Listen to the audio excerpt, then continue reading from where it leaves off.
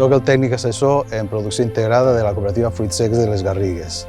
Estic en una finca de control del terme de Maials.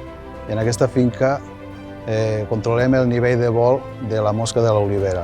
Amb aquestes trampes que tenim aquí, aleshores, quan el nivell de vol passa de 5 captures per trampa i dia, a més, hi ha més del 5% d'olives amb picada recent, és quan recomanem actuar contra aquesta plaga.